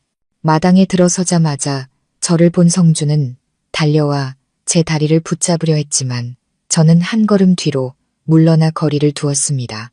민서야, 민서야, 내가 미안해. 그가 다시 울기 시작했습니다. 내가 다 잘못했어. 내가 짐승만도 못한 놈이었어. 내 소중함을 몰랐어. 제발 이번 한 번만 용서해줘. 우리 다시 시작하면 안 될까? 시어머니도 다급하게 끼어들었습니다. 그래, 민서야, 다 내 잘못이다. 내가 못나서 너한테 못되게 굴었어. 제발 우리 성준이, 그리고 이 어미를 용서해다오. 다시 돌아와줘. 우리 아들, 너 없으면 못 살아. 그들은 완벽한 동정심, 유발, 연극을 펼쳤습니다. 눈물과 애절한 용서의 말들. 예전에 저였다면 아마 마음이 흔들리고 그들이 진심으로 뉘우친다고 믿었을지도 모릅니다. 하지만 지금의 저는 달랐습니다. 저는 차가운 눈으로 조금의 흔들림도 없이 그들을 바라보았습니다. 몇 방울의 눈물과 몇 마디 사과로 당신들이 저지른 모든 일을 없앨 수 있다고 생각해요. 저는 무서울 정도로 평온한 목소리로 말했습니다. 그거 알아요? 내 몸의 멍은 사라졌을지 몰라도 내 마음에 새겨진 상처는 평생 아물지 않을 거예요. 아니야, 민서야. 성준이 황급히 손사래를 쳤습니다. 나는 진심으로 후회하고 있어. 난 모든 걸 잃었어. 회사, 집, 돈, 아무것도 없어. 이제 나한테 남은 건 너뿐이야. 네가 내 유일한 희망이야. 아, 그래서였군요. 그가 저를 찾아온 것은 진심으로 뉘우쳐서도 저를 사랑해서도 아니었습니다. 모든 것을 잃었기 때문에 제가 그가 기댈 수 있는 마지막 동아줄이라고 생각했기 때문이었습니다. 이해할 수가 없어. 성주는 혼란스러운 목소리로 말을 이었습니다. 어떻게 모든 게 이렇게 순식간에 무너질 수 있지. 불과 사흘 만에 마치 보이지 않는 손이 모든 걸 조종하는 것 같았어. 내가 운이 없었어. 민서야. 끔찍하게 운이 나빴어. 제발 내 곁에서 내가 이 시기를 극복할 수 있게 도와주면 안 될까. 너만 있으면 난 다시 일어설 수 있어. 운이 없었다고요? 저는 비웃음을 터뜨렸습니다. 정말 그게 운이 없어서라고 생각해요. 박성준 씨. 그들은 아직도 아무것도 모르고 있었습니다. 자신들의 몰락이 그저 운명 탓이라고 순진하게 믿고 있었습니다. 그 보이지 않는 그물을 친 사람이 바로 눈앞에 늙고 초라한 농부라는 사실을 꿈에도 생각하지 못했습니다. 그들의 애원과 통곡은 거의 1시간 동안 이어졌습니다. 부부의 정에 호소했다가 제 미래를 들먹이며 협박하기도 했습니다. 나를 버리면 너도 앞으로 시집가기 힘들걸. 한 번 이혼한 여자를 누가 좋아하겠어. 하지만 모든 것이 소용없었습니다. 제 마음은 완전히 얼어붙어 있었습니다. 부모님도 아무 말 없이 서서 제가 스스로 이 일을 해결하도록 지켜보셨습니다. 마침내 모든 노력이 헛수고라는 것을 깨달은 그들은 실패와 절망 속에서 돌아가야 했습니다. 그들이 탄 택시가 사라진 후 저는 의자에 주저앉았습니다. 온몸에 힘이 빠졌습니다. 이 대면은 제가 겪었던 어떤 매질보다 더 피곤했습니다. 하지만 이것이 필요한 일이라는 것을 알았습니다. 저는 새로운 삶을 시작하기 위해 단호하게 끊어내야 했습니다. 그날의 실패 이후 성준 모자가 물러날 것이라 생각했습니다. 하지만 아니었습니다. 막다른 길에 몰린 그들은 더 뻔뻔하고 무모해졌습니다. 며칠 후 그들은 다시 찾아왔습니다. 이번에는 애원만 하는 것이 아니라 동네가 떠나가라 소란을 피웠습니다. 시어머니는 저희 집 대문 앞에 주저앉아 울부짖으며 동네 사람들에게 하소연했습니다. 그녀는 제가 시댁 재산을 다 빼돌리고 남편이 어려워지자 헌신짝처럼 버린 파렴치한 며느리라는 아주 가련한 이야기를 지어냈습니다. 심지어 제가 남편을 해치기 위해 외부 사람들과 공모했고 굿이라도 해서 아들의 사업을 망하게 했다고 말했습니다. 그 황당한 거짓말에 조용했던 시골 마을이 술렁이기 시작했습니다. 동네 사람들은 저와 저희 가족을 다른 눈으로 보기 시작했습니다. 믿는 사람도 믿지 않는 사람도 있었지만 수군거림은 점점 더 커져만 갔습니다. 저는 분하고 억울해서 미칠 것 같았습니다.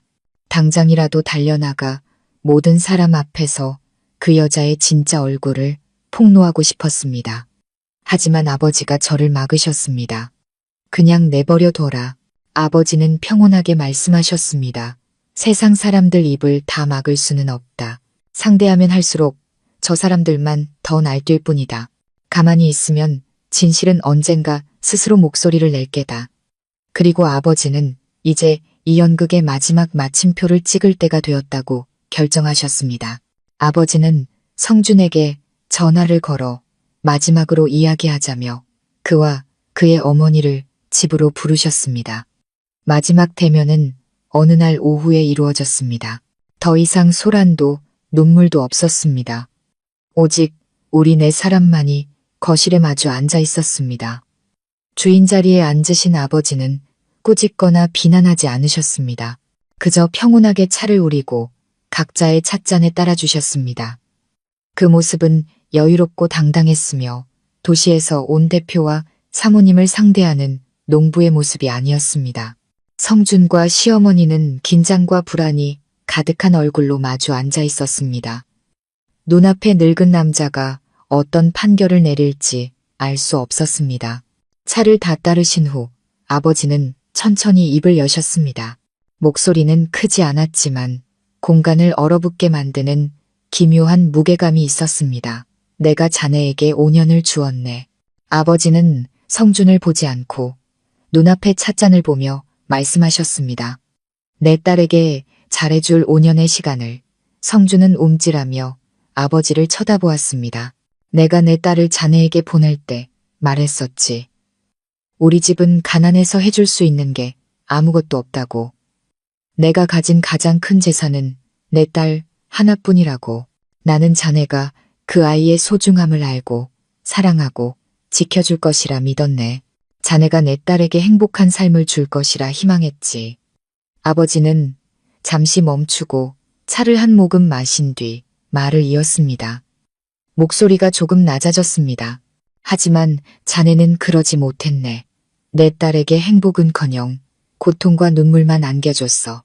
자네는 내 딸을 때리고 모욕하고 그 아이의 사랑과 희생을 짓밟았지.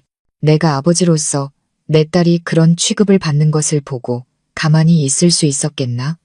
그때서야 아버지는 고개를 들어 성준의 눈을 똑바로 쳐다보셨습니다.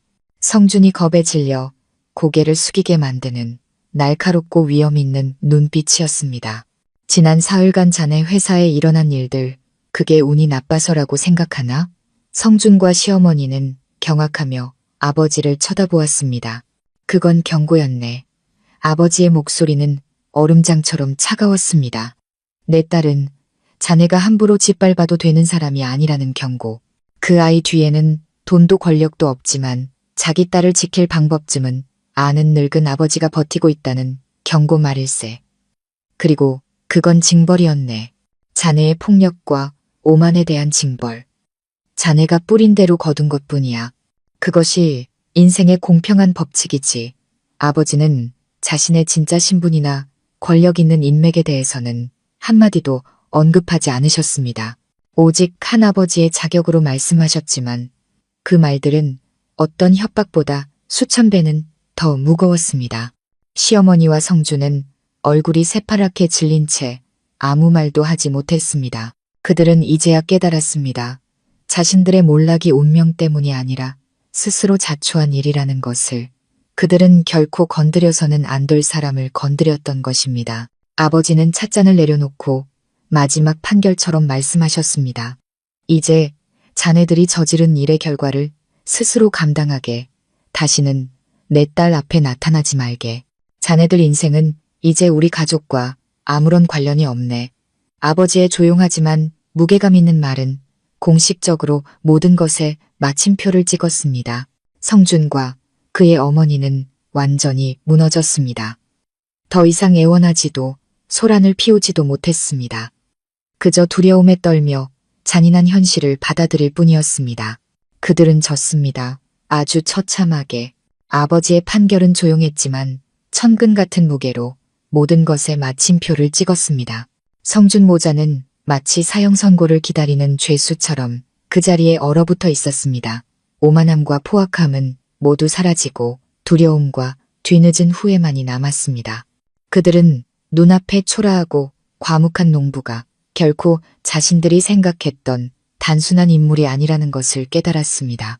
잠자는 호랑이의 코털을 건드렸고 이제 그 결과를 감당해야 했습니다.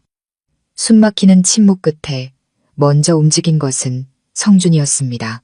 그는 천천히 일어나더니 갑자기 아버지 앞에 무릎을 꿇었습니다. 아버님, 아니, 아버지, 제가 다 잘못했습니다. 저는 짐승만도 못한 놈입니다.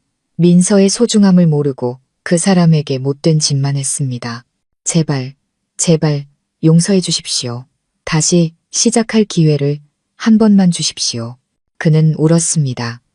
두려움과 절망의 눈물이 헬쑥한 얼굴을 타고 흘러내렸습니다.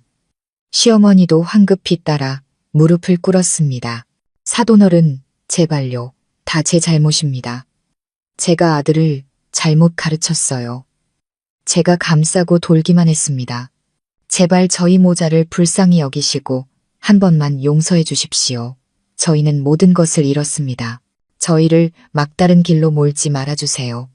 그들은 또다시 동정심 유발 연극을 시작했습니다. 하지만 이번에는 저를 붙잡기 위해서가 아니라 아버지의 관용을 구하기 위해서였습니다. 하지만 아버지는 그저 평온하게 차를 마실 뿐 조금의 흔들림도 없으셨습니다. 그들을 일으켜 세우지도 아무 말도 하지 않으셨습니다. 아버지의 침묵은 어떤 판결보다 더 무서웠습니다. 아버지가 반응이 없자 그들은 다시 제게로 향했습니다. 민서야, 네가 아버지께 말씀 좀 드려줘. 성준이 제게 기어오며 제 다리를 붙잡으려 했습니다. 네가 나를 용서했다고 말해줘. 응, 지금 나를 도울 수 있는 사람은 너뿐이야. 저는 한 걸음 물러나 그의 손길을 피했습니다. 저는 그를 한때 제 남편이었고 평생 저를 사랑하겠다고 맹세했던 남자를 바라보았습니다. 제 마음에는 더 이상 어떤 파문도 일지 않았습니다. 사랑도 증오도 없었습니다. 그저 차가운 무관심만이 남아 있었습니다. 이제 제 손으로 모든 것을 끝내야 할 때라는 것을 알았습니다. 저는 안으로 들어갔다가 서류 봉투 하나를 들고 나왔습니다. 그리고 성준의 바로 앞 테이블 위에 올려놓았습니다. 나를 도와달라고요? 저는 이상할 정도로 평온한 목소리로 말했습니다. 좋아요. 도와줄게요. 여기에 사인하세요. 성준과 시어머니가 고개를 들어 쳐다보았습니다. 그것은 제가 아주 오래전에 준비해 두었던 이혼 서류였습니다. 이혼? 성준은 망연자실했습니다. 민서야, 정말 나를 버리려는 거야? 버린다고요? 저는 감정 없는 미소를 지었습니다. 버린 건 내가 아니라 당신이에요, 박성준 씨. 당신은 나에게 처음 손을 올린 그날 나를 버렸어요. 당신 어머니가 나를 모욕하는 것을 침묵으로 방관했을 때 나를 버렸어요. 그리고 그 끔찍한 비 오는 밤 나를 가차없이 내버렸잖아요. 오늘의 저는 완전히 깨어났고 더 강해졌습니다. 저는 예전에 나약했던 김민서가 아니었습니다. 나는 깨달았어요. 우리 결혼은 처음부터 실수였다는 걸. 거짓과 불평등, 폭력 위에 세워진 관계였어요. 사랑도 존중도 없었죠. 그건 지옥이었고 나는 더 이상 그 지옥에서 살 수 없어요. 사인해요. 저는 서류를 가리켰습니다. 그게 내가 당신을 도울 수 있는 유일한 방법이에요. 당신을 해방시켜주고 나 자신도 해방시키는 거죠. 성준은 서류를 보았다가 다시 저를 보았습니다. 그의 눈빛은 애원과 미련으로 가득했습니다. 민서야, 제발, 내가 잘못했어. 내가 변할게. 약속할게. 마지막으로 한 번만 기회를 줘. 기회. 저는 다시 웃었습니다. 나는 당신에게 너무 많은 기회를 줬어요. 성준 씨. 내 5년, 내 청춘을 줬어요. 하지만 당신은 뭘 했죠? 그것을 짓밟기만 했잖아요. 이제 더 이상 기회는 없어요. 모든 것은 끝났어요. 시어머니는 아들이 모든 것을 잃게 되자 소리를 질렀습니다. 이 독사 같은 년, 내년이 내 애비랑 짜고 내 아들을 망하게 하고 우리 집안을 풍비박산냈어. 너도 무사하지 못할 거야. 입 닥치시오. 처음부터 침묵을 지키던 아버지가 그 순간 손으로 상을 세게 내리치셨습니다. 쾅하는 소리에 모자는 깜짝 놀라 입을 다물었습니다. 아직도 그런 말을 할 정신이 있소? 당신 아들이 이 지경이 된 게 누구 때문인데? 당신의 방임과 비호 때문이고 당신의 탐욕과 악독함 때문이오. 당신은 내 딸을 탓할 자격이 없소.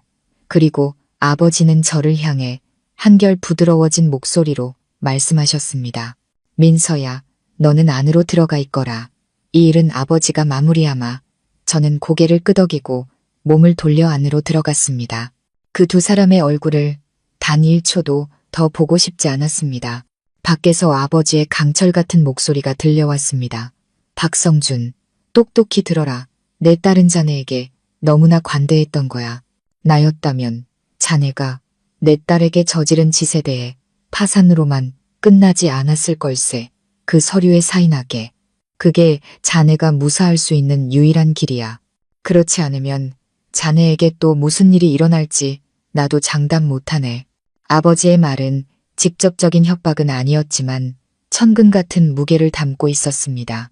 아무것도 남지 않은 성주는 더 이상 매달리거나 흥정할 자격이 없었습니다. 결국 그는 운명을 받아들여야 했습니다. 잠시 후 아버지가 안으로 들어오셨습니다. 손에는 두 사람의 서명이 모두 끝난 이혼 서류가 들려 있었습니다. 끝났다, 딸아. 아버지는 조금 피곤한 목소리로 말씀하셨습니다. 이제 너는 정말로 자유다. 저는 성준의 휘갈겨 쓴 서명을 바라보았습니다. 마음이 텅 비었습니다.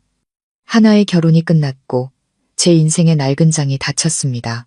승자의 기쁨도 패자의 고통도 없었습니다. 오직 기묘한 평온함만이 있었습니다. 이제 제 인생이 새로운 장으로 넘어갈 것이라는 것을 알았습니다. 그곳에는 더 이상 매질도 굴욕의 눈물도 없을 것입니다. 오직 햇살과 웃음만이 가득할 것입니다. 박성준의 서명이 담긴 이혼 서류는 제 지옥 같았던 결혼 생활의 공식적인 마침표를 찍었습니다. 이후의 절차는 아버지의 변호사를 통해 신속하게 처리되었습니다. 제가 법원으로부터 자유로운 여성이 되었음을 인정하는 판결문을 받은 날, 제 마음에는 어떤 파문도 일지 않았습니다. 모든 것이 너무나 가볍게 지나갔습니다. 마치 기나긴 악몽이 마침내 끝나고 잠에서 깨어난 것 같았습니다. 저는 서울로 돌아가지 않았습니다. 고향에 남아 부모님과 함께 살기로 결정했습니다. 수많은 풍파를 겪고 나서야 저는 세상 어디에도 내 작은 집, 부모님의 따뜻한 품보다 더 평화롭고 안전한 곳은 없다는 것을 깨달았습니다.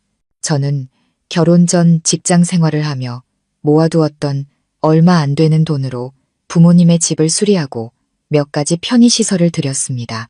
그리고 동네 아이들을 위해 집에서 작은 공부방을 열었습니다. 많은 돈을 버는 일은 아니었지만 제게 기쁨을 주고 제가 쓸모있는 사람이라는 느낌을 주었습니다. 매일 아이들의 웃음소리와 책 읽는 소리를 들으며 제 마음은 이상하리만치 따뜻하고 평온해졌습니다. 제 삶은 그렇게 잔잔하게 흘러갔습니다. 몸의 상처는 점차 아물었고 마음의 상처는 평생 완전히 사라지지는 않겠지만 더 이상 굳은 날마다 옥신거리지 않았습니다. 저는 과거와 함께 살아가는 법을 배웠습니다. 자책하기 위해서가 아니라 현재의 삶을 소중히 여기고 항상 강해져야 한다는 것을 상기하기 위해서 가끔 성준과 그의 가족에 대한 소식을 듣기도 했습니다. 파산하고 이혼한 후 성준은 남은 것들을 팔아 빚을 갚아야 했습니다. 그는 막노동을 하며 힘들고 고단한 삶을 살고 있다고 했습니다.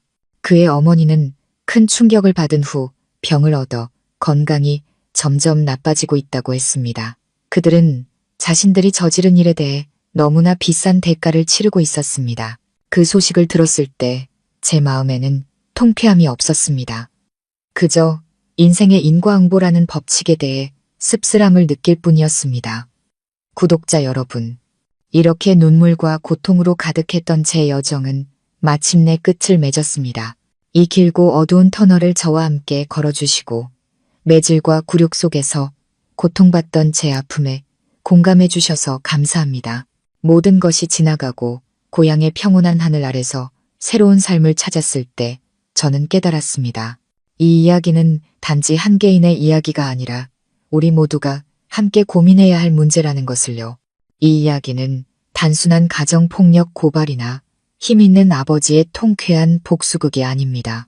더 깊이 들여다보면 이것은 결혼 생활의 어두운 이면과 사랑과 소유욕의 아슬아슬한 경계에 대한 아픈 경고입니다. 그리고 우리 모두가 자신의 삶에서 한 번쯤은 생각해봐야 할 깊은 교훈을 담고 있습니다. 이 이야기가 전하는 가장 크고 아픈 교훈은 바로 가정폭력 문제에 대한 단호한 경고입니다. 구독자 여러분, 폭력은 결코 사랑의 표현이 될 수 없습니다. 그것은 이기심, 가부장적 사고, 비겁함의 표현이며 명백한 범죄입니다. 박성준은 처음에는 저를 사랑했을지 모릅니다. 하지만 그 사랑은 금세 비뚤어진 소유욕과 통제욕으로 변질되었습니다. 그는 아내를 매로 가르칠 권리, 자신의 분노를 아내의 몸에 풀 권리가 자신에게 있다고 믿었습니다.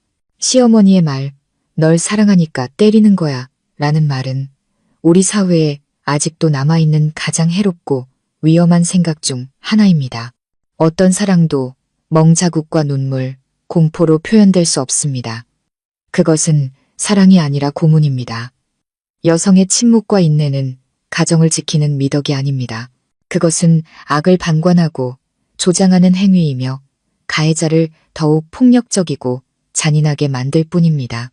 제 이야기는 저와 같은 고통을 겪고 있는 모든 여성분들께 드리는 간절한 호소입니다.